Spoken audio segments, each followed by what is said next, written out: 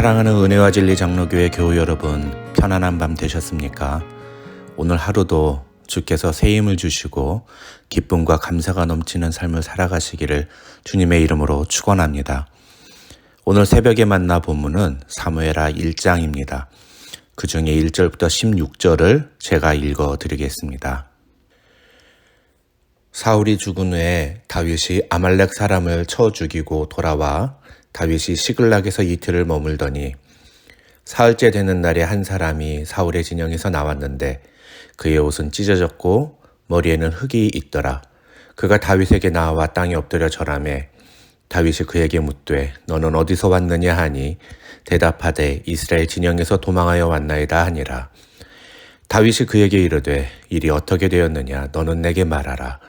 그가 대답하되 군사가 전쟁 중에 도망하기도 하였고 무리 가운데 엎드려져 죽은 자도 많았고 사울과 그의 아들 요나단도 죽었나이다 하는지라.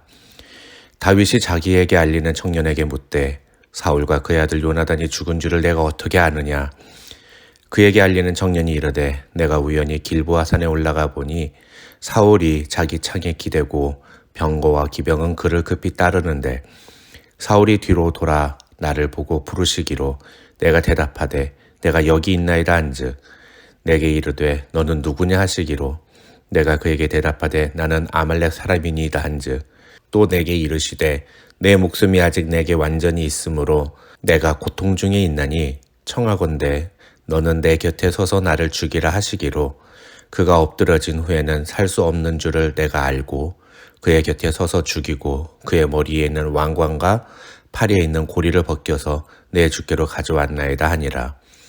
이에 다윗이 자기 옷을 잡아 찢음에 함께 있는 모든 사람도 그리하고 사울과 그의 아들 요나단과 여호와의 백성과 이스라엘 족속이 칼의 죽음으로 말미암아 저녁 때까지 슬퍼하여 울며 금식하니라. 다윗이 그 소식을 전한 청년에게 묻되 너는 어디 사람이냐 대답하되 나는 아말렉 사람 곧 외국인의 아들이니이다 하니 다윗이 그에게 이르되 내가 어찌하여 손을 들어 여호와의 기름 부음 받은 자 죽이기를 두려워하지 아니하였느냐 하고 다윗이 청년 중 한 사람을 불러 이르되 가까이 가서 그를 죽이라 하매 그가 치매 곧 죽으니라. 다윗이 그에게 이르기를 내 피가 네 머리로 돌아갈지어다. 네 입이 내게 대하여 증언하기를 내가 여호와의 기름 부음 받은 자를 죽였노라 함이니라 하였더라. 우리가 지금 사용하는 성경은 사무엘상과 사무엘하가 나뉘어져 있지만 사실 히브리어 성경에는 사무엘서의 상하가 구분이 없습니다. 사무엘서를 상하로 구분한 것은 히브리어 성경을 헬라어로 번역한 70인역에 처음 등장하는데요. 학자들은 사무엘서를 상하로 구분한 이유가 사울과 다윗을 비교하기 위해서라고 설명합니다. 오늘 본문인 사무엘하 1장은 사실 사무엘상 30장과 시간적으로 이어집니다. 즉 지금 다윗은 시글락을 침략한 아말렉 군사들을 뒤쫓아서 그들을 죽이고 포로로 잡혀간 가족들을 모두 구출해서 돌아온 지 이틀밖에 지나지 않은 상태입니다. 그렇게 다윗이 아말렉 군사들과 전쟁을 벌이고 있을 때 사울왕은 블레셋과 길보아 산에서 전투를 벌이고 죽은 것입니다. 똑같은 시간대에 벌어진 전투에서 다윗은 자신뿐만 아니라 포로로 잡혀갔던 가족들의 생명까지 구출해냈지만 사울왕은 자기와 자기 아들들과 자기와 함께한 모든 사람들을 죽음에 이르게 했다는 사실은 우리에게 많은 것을 생각하게 합니다. 과연 우리는 우리와 함께한 자들에게 어떤 결과를 전해주는 사람인지 생각해 볼 필요가 있습니다. 그런데 이렇게 아말렉과의 전투를 마치고 시글락으로 돌아와 쉬고 있는 다윗에게 한 전령이 도착합니다. 그는 아말렉 사람이었고 사울과 요나단이 전쟁에서 결국 목숨을 잃었다는 사실을 다윗에게 전했습니다. 그런데 다윗은 그 전령에게 그들이 죽은 것을 내가 어떻게 아느냐고 묻습니다. 그러자 그 전령은 마치 기쁜 소식을 전하듯이 다윗에게 자기가 사울왕을 죽였다고 말합니다. 학자들은 이 전령이 사울과 다윗의 관계를 미리 알고 있었다고 추측합니다. 그래서 이 전령은 자신이 오랫동안 다윗을 괴롭혔던 사울을 직접 죽였다고 말하면 다윗이 자신에게 큰 상을 줄 것이라고 착각했다고 설명합니다. 그런데 다윗은 이 전령의 생각과는 정반대로 행동합니다. 상이 아니라 벌을 내립니다. 그것도 즉결 심판으로 처형합니다. 다윗은 전령을 죽이며 이렇게 말합니다. 내 피가 네 머리로 돌아갈지어다.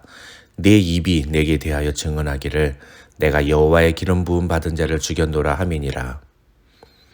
이 아말렉 출신 전령의 생각과는 다르게 사울 왕과 요나단의 죽음은 결코 다윗에게 기쁜 소식이 아니었습니다.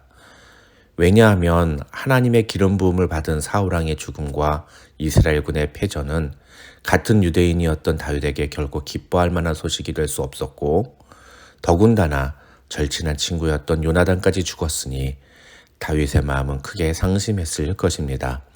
그래서 12절을 보시면 다윗과 그와 함께한 모든 사람들이 사울과 그의 아들 요나단과 여호와의 백성과 이스라엘 족속이 칼의 죽음으로 말미암아 저녁 때까지 슬퍼하여 울며 금식하였다고 성경은 말합니다. 저는 오늘 본문에서 우리가 바로 이 부분을 좀 집중해서 묵상했으면 합니다. 과연 우리는 누군가에게 어떤 소식을 전달하는 사람인가 말입니다. 우리가 전하는 소식이 그에게 진짜 기쁜 소식인지 아니면 오히려 그에게 슬픔을 주고 가슴을 아프게 하는 것이 되지는 않는지 생각해 보면 좋겠습니다. 만약 우리가 전하는 소식이 상대방에게 슬픔을 안겨주는 소식이라면 그 소식은 전하지 않음만 못한 것이 되고 말기 때문입니다. 우리는 좋은 소식을 전하는 전령이 되어야 합니다. 그런데 그 좋은 소식이라는 게 도대체 무엇에 의해서 결정이 될까요? 다윗에게 있어서 그것은 개인의 사사로운 이익이나 감정에 의해 결정되는 것이 아니었습니다. 다윗은 자신의 유불리보다 하나님께서 기뻐하시는 것이 무엇인가를 기준으로 판단했기 때문입니다. 다윗이 아말렉 출신의 전령을 죽인 이유도 그 때문입니다. 아말렉 출신의 전령은 아마도 사울왕과 요나단의 죽음이 다윗에게 새로운 기회라고 판단했을 겁니다. 그래서 그는 실제로 자기가 사울왕을 죽이지 않았음에도 불구하고 자기가 사울왕을 죽였다고 거짓말을 하면서까지 다윗에게 사울의 죽음이 확실하다는 것을 강조했습니다. 그게 다윗에게 기쁜 소식이 될 거라고 생각했을 겁니다. 그러나 그 거짓말이 결국은 자신을 죽게 만드는 이유가 될 것이라는 것을 아말렉 출신의 전령은 전혀 몰랐던 것 같습니다. 자기 부하들이 사울왕을 죽이려고 할 때도 다윗은 그들을 말렸던 사람입니다.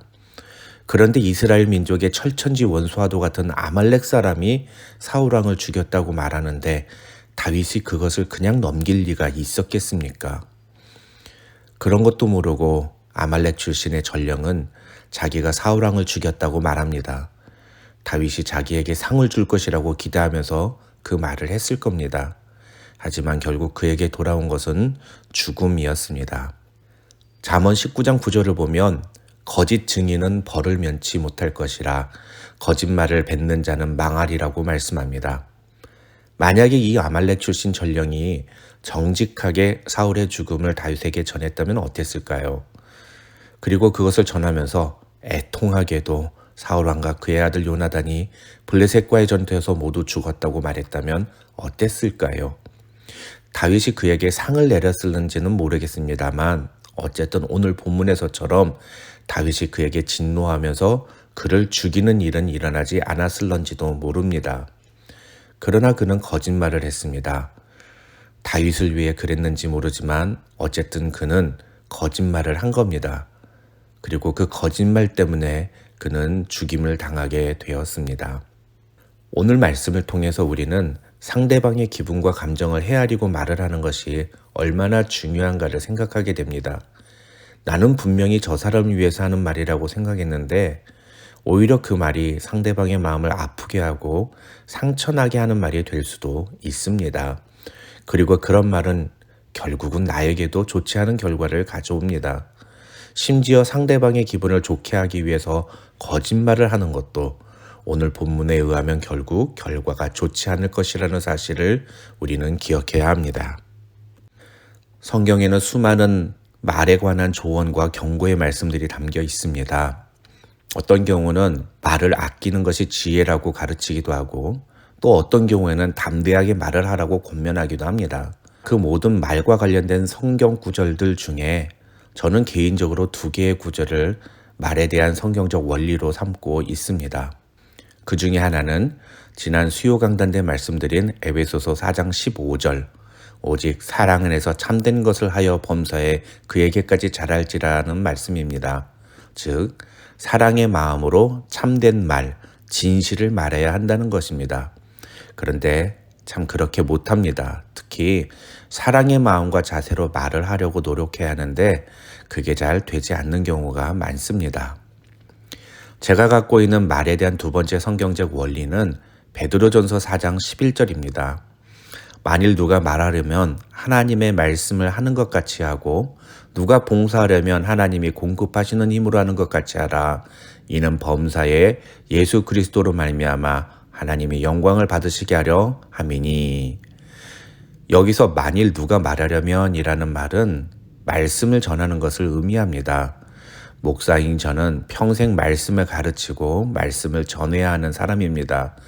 그런데 그 일을 감당함에 있어서 저는 제 생각이나 저의 말이 아니라 하나님의 말씀을 성도들에게 전달하는 전달자라는 생각을 가지고 그 일을 감당해야 한다고 생각합니다. 그렇다면 여러분은 어떻습니까? 여러분의 말하는 습관, 특히 다른 사람에게 어떤 소식을 전해주는 상황 속에서 여러분은 어떤 마음, 어떤 원리로 말을 하고 계십니까? 오늘 하루 누군가에게 진심으로 기쁜 소식을 전해주는 여러분이 되시기를 주님의 이름으로 축원합니다.